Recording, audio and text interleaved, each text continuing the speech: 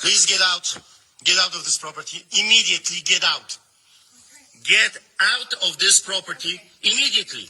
Out. I don't want to hear anything. Out of this property immediately. I don't want to hear a word. Out. Out. Out of this property immediately until you come back with a warrant. Out. Out. Out. Out. Out. Out of this property. Immediately out. Immediately go out and don't come back. I don't want to talk to you. Not a word. Out of this property. Immediately out. I don't care what you have to say. Out. Out. Out of this property, you Nazis. Out. Out. Gestapo is not allowed here. Immediately, Gestapo is not allowed. Out. Do you understand English? Get out of this property. Go. So go. Go. And don't come back without a warrant. Out, Nazi. Out. Out. You understand? Nazis are not welcome here. Out. And don't come back without a warrant. Do not come back without a warrant. You understand that? You're not welcome here. Nazis are not welcome here. Gestapo is not welcome here. Do not come back, you Nazi psychopaths. Unbelievable, sick, evil people. Intimidating people in a church during the Passover. You Gestapo, Nazi, communists, fascists. Don't you dare coming back here. Can you imagine those psychopaths? Passover, the holiest Christian festival in a year, and they're coming to intimidate Christians during the holiest festival? Unbelievable. What is wrong with those sick psychopaths? It's beyond me.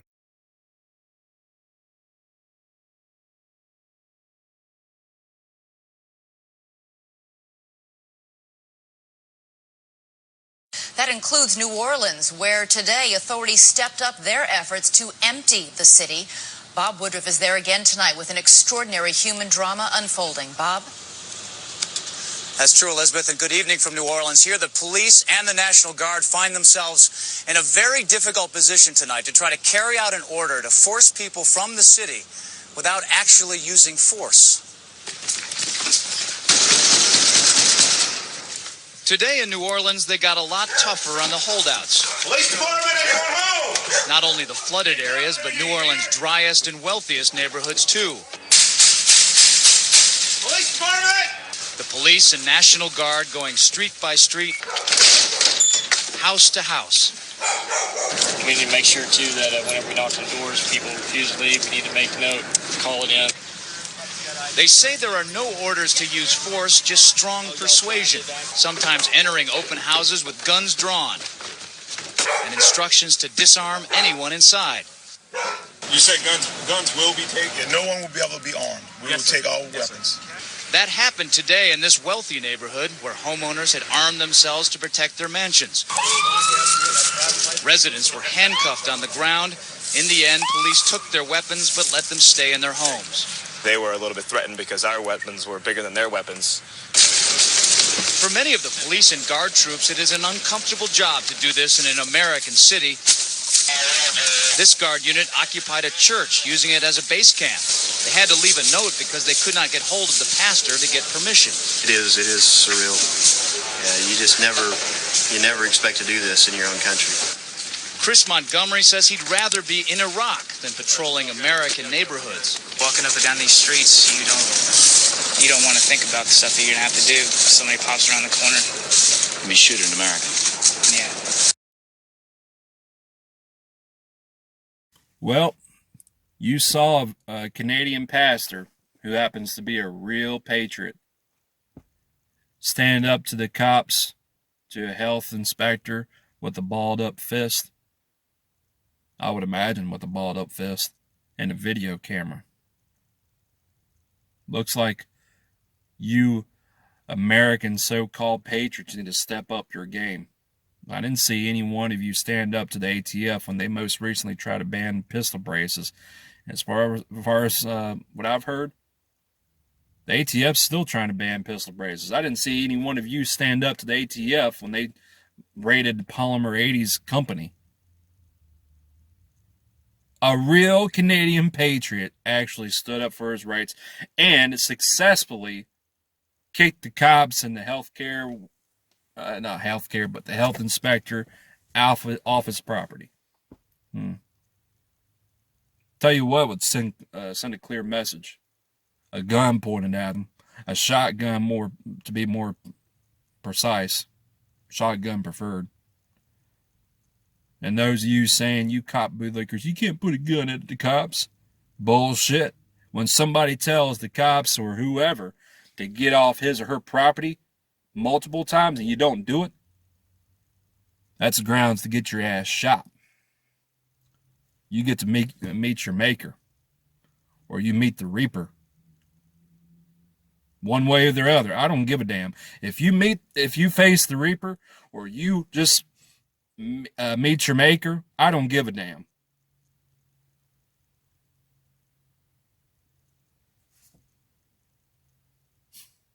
A real Canadian patriot stood up for his rights. Y'all have some work to do. You better work on your game there.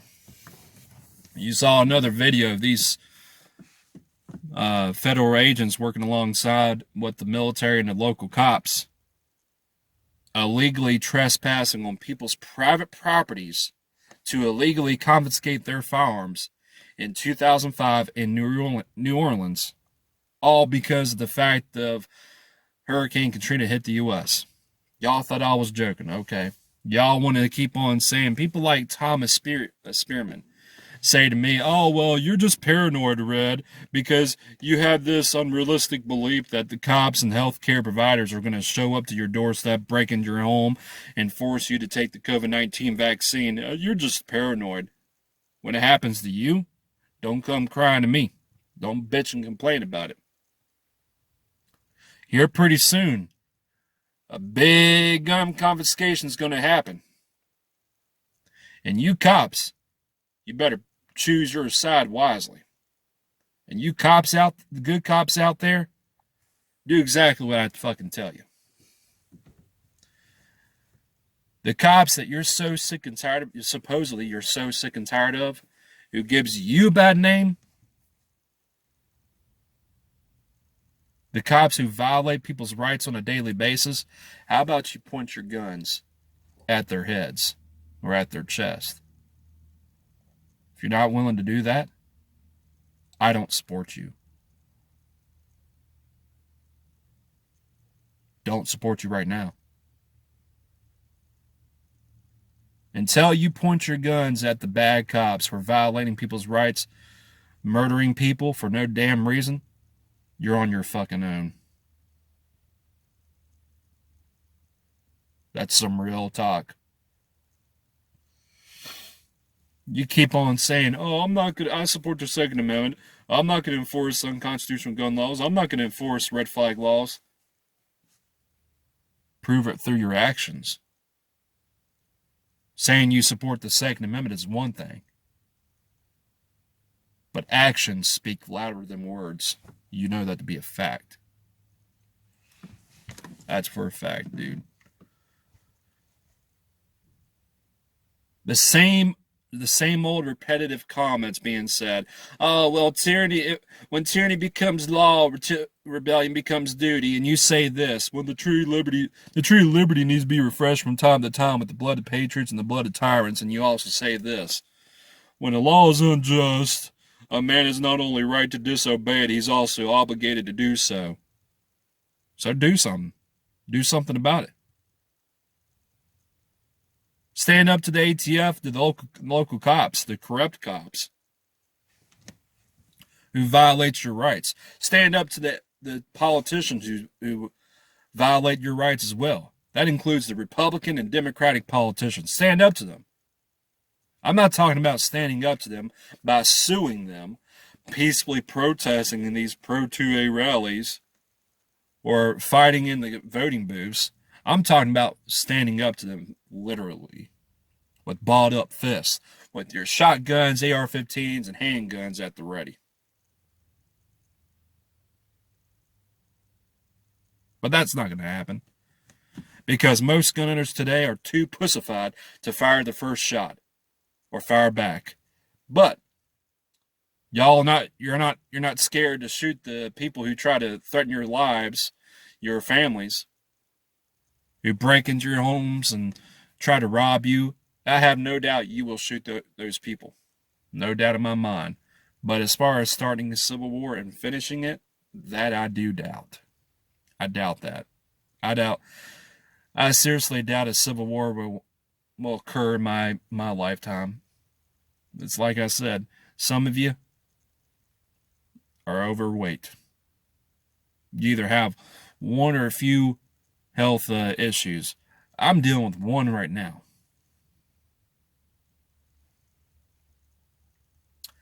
As like I said, are you willing to fight your family members, your friends, your co-workers, your neighbors, American citizens you don't personally know in a civil war? As like I said, I believe most of you will cut and run when the bullets start flying. When the bullets start flying, that's all the bullshit, the politics and the other bullshit thrown out the window. But are you willing to risk having combat PTSD afterwards? Say you win the war, Civil War, and you have to deal with that bullshit. Not sleeping right, having nightmares. Like a firefighter, an EMT, a cop, or a soldier who sees the things that they see, believe me, I know what it's like. That horrific shit, it stays with you. You think about it from time to time, it comes in waves. You want that for your lives? You want that? Those you threatening civil war, hoping and begging and praying for civil war, you want that? You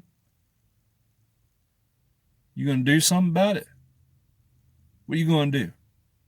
Fight the liberals? They're pussies.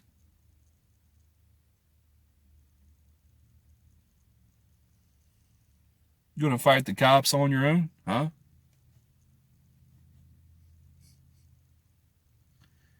Y'all ain't gonna do shit. Like I said, most gun owners today are too pussified to even fire the first shot or fire back. Dude, man. I'm pretty sure George Washington and the rest of the founding fathers are rolling around in their graves right now because of this bullshit.